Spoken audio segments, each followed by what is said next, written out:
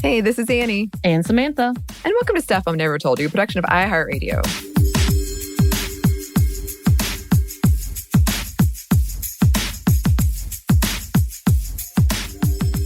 Yes, and welcome to another happy hour. Yes, it's actually Friday as we record this. I know, so we're doing this right. And it is in the afternoon, so I feel a little appropriate for this one. Like how we always have to disclaim something. Every time. Also, with that, as always, drink responsibly if you choose to do so, be it an alcoholic beverage or a non-alcoholic beverage.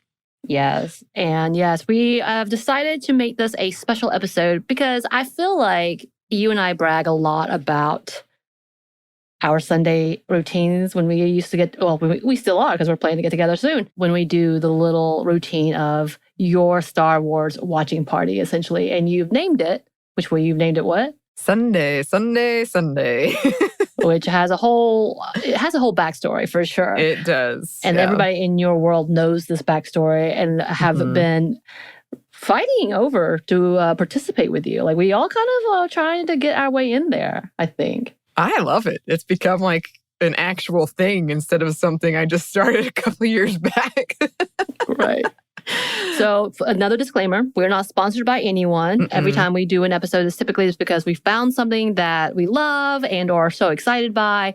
And it is centered around women in that industry, whether they are the CEO, COO, the creators, a brewmaster, whatever.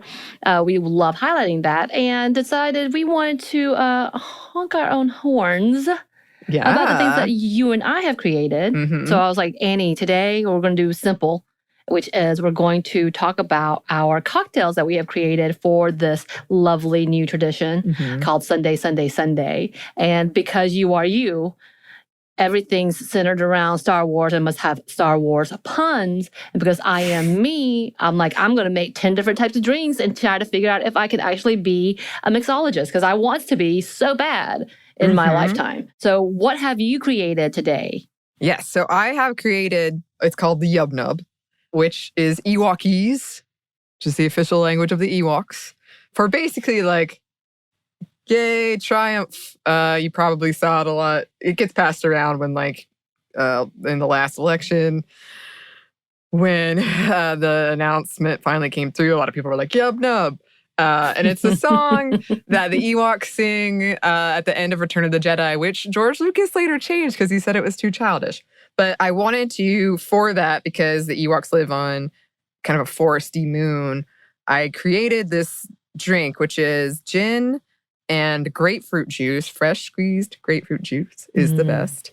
Tonic water, and then some basil leaves and pepper. And I want, shout out, I know, Samantha, I think you're the person that introduced me to this drink, but I was inspired by the drink at a local restaurant, Wrecking Bar. Yes. Because they have a very similar drink. But it's a very nice, like tart, refreshing, light drink for the end of Return of the Jedi. Yes.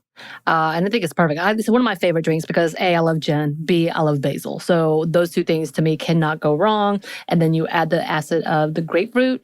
Such a delight. It's one of my favorites. And you doing it with a fresh squeeze. Yes. And thank you, by the way, for the grapefruit assist. Samantha dropped off a grapefruit in my apartment.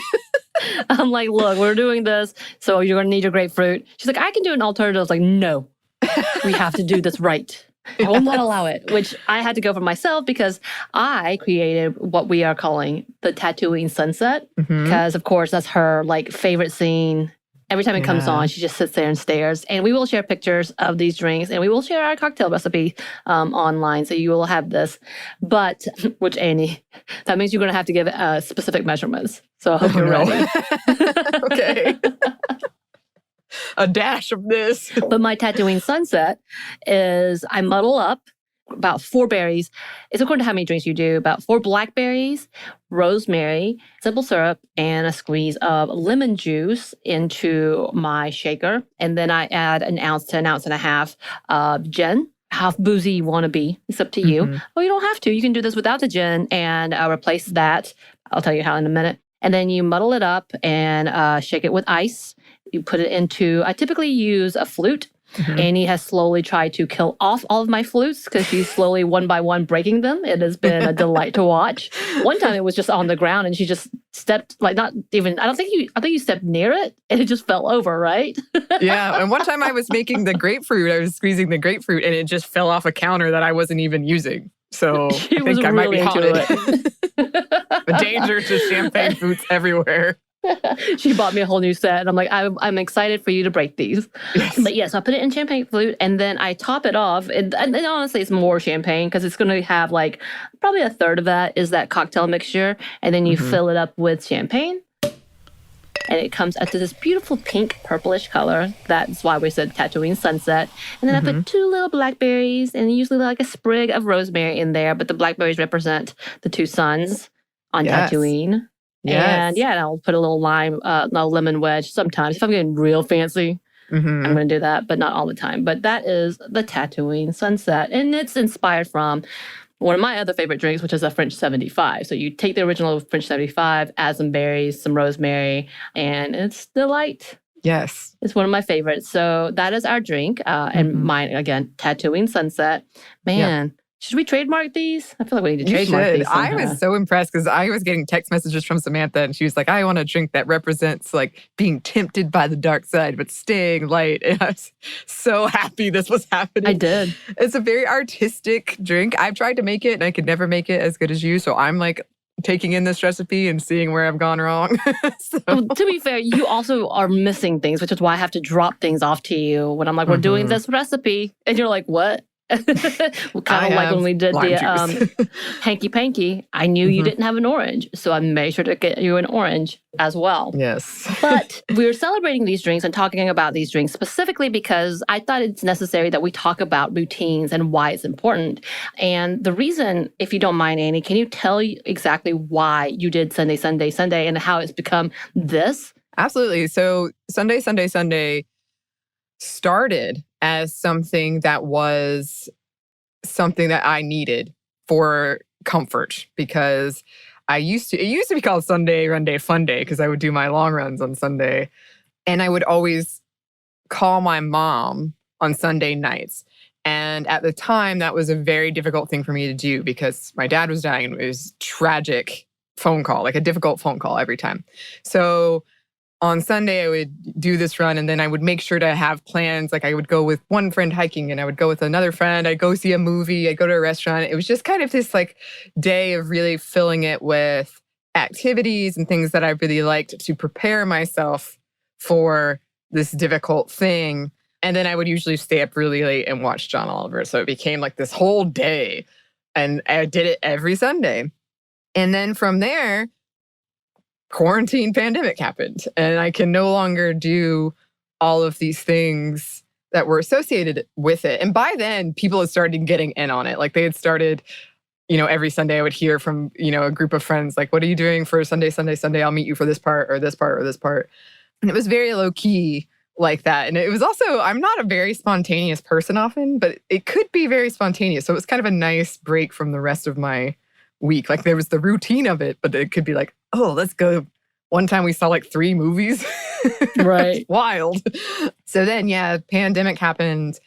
And I can't remember the specific reason. I think it was because I wanted to get Mark Hamill to tweet at me. But I decided I was going to watch the original trilogy, Star Wars trilogy, which is something that had always brought me comfort. And even though I by no means watched them at the rate I watch them now, I can think of times in my life where I was really stressed and I watched those movies. I can remember them because I was stressed and they just brought me so much comfort.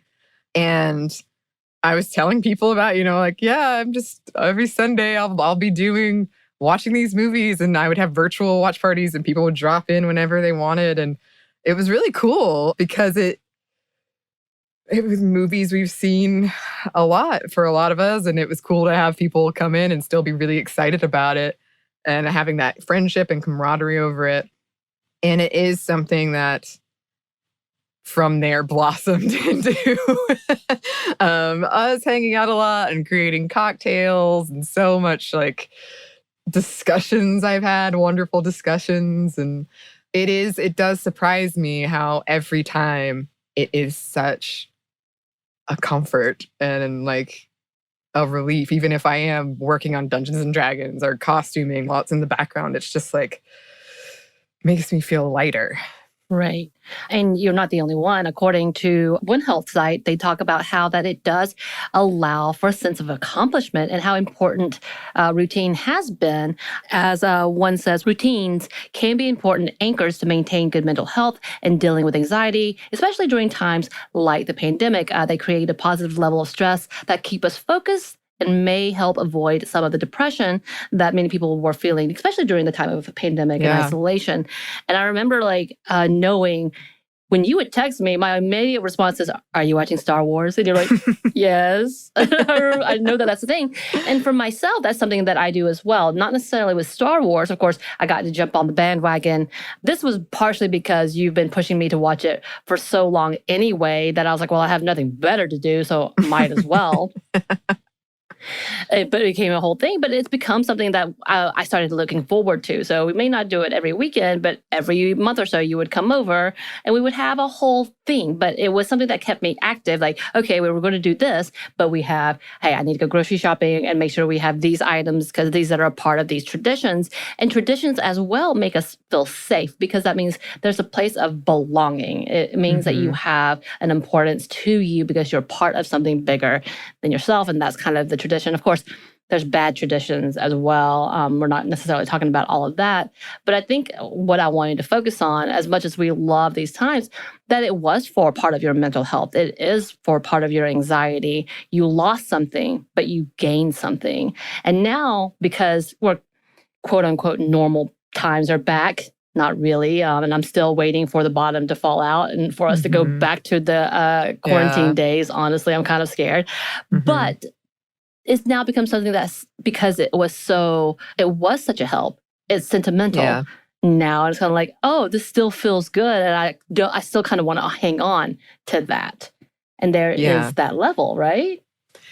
Yeah. And there's a bunch of parts to that of, you know, especially like I'm a big proponent or believer that nostalgia can be great, but it can go terribly wrong. But it also like, it does to me feel like kind of an old friend or something. I can be like, oh yeah, I remember these good times associated with it.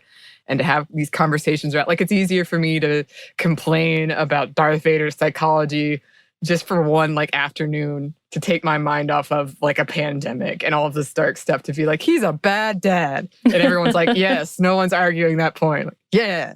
And having those conversations. And it's something too where on Father's Day and the anniversary of my dad's death, I now watch them because there are things I hear in that movie I can't not hear him say because he quoted it all the time. And it does feel like in a very dark humor kind of way, like a bad dad movie.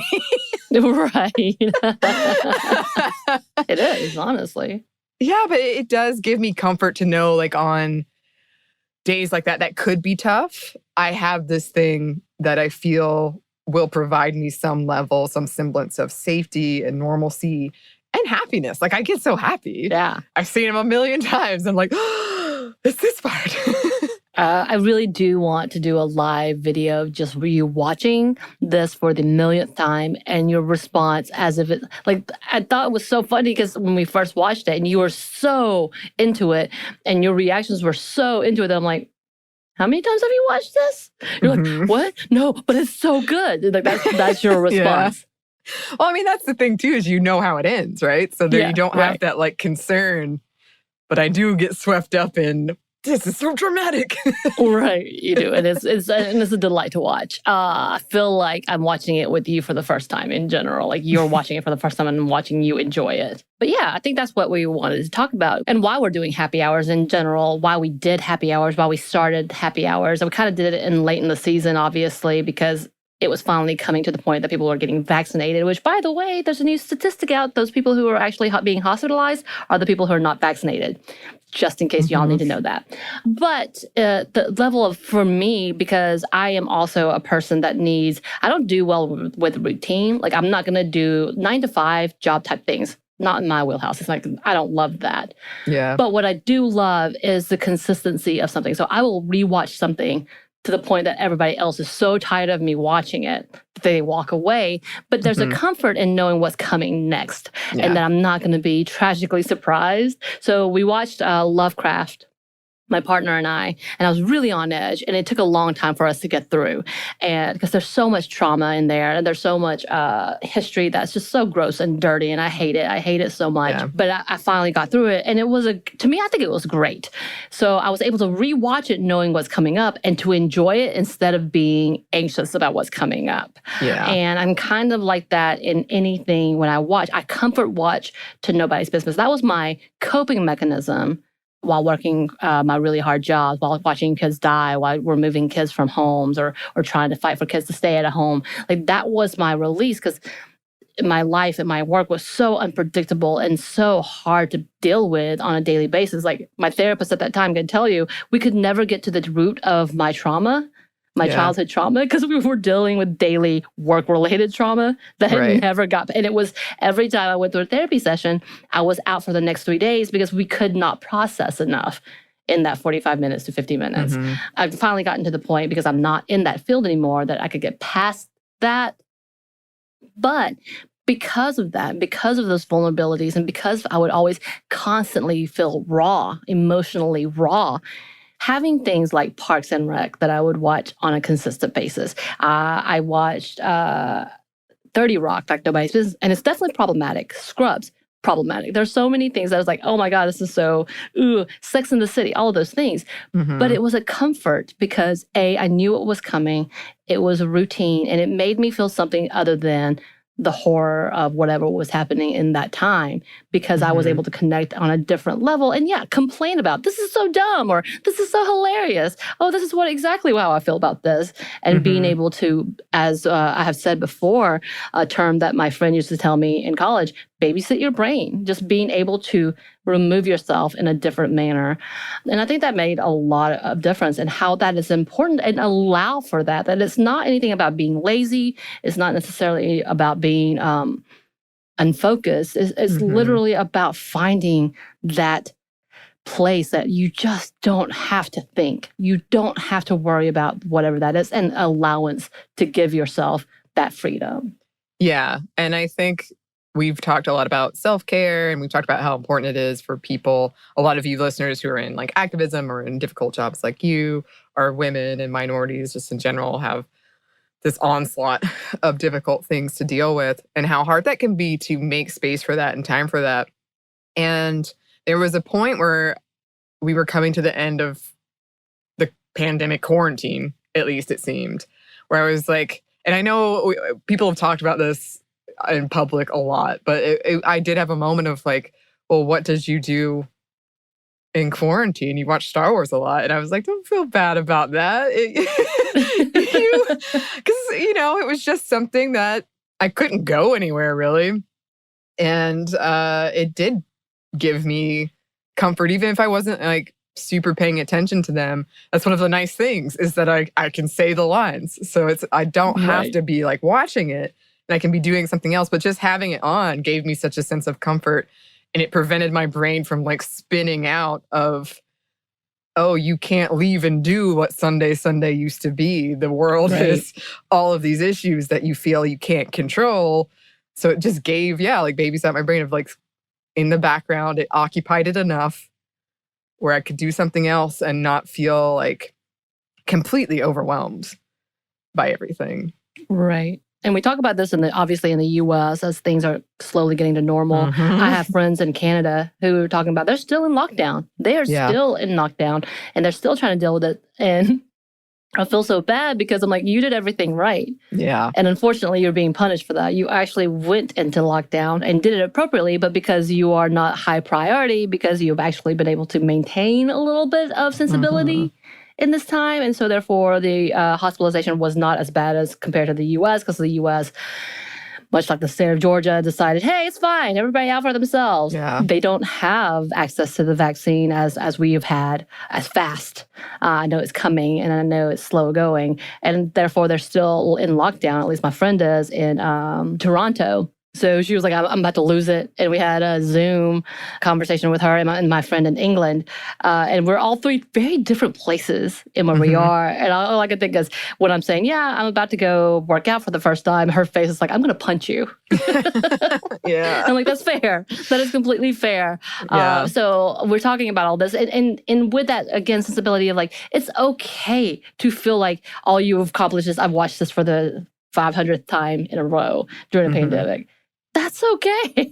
And that's fine. And then you have to do what you have to do to keep yourself to that place where you are healthy. And unfortunately, that might have everything to do with finally just giving up for a day.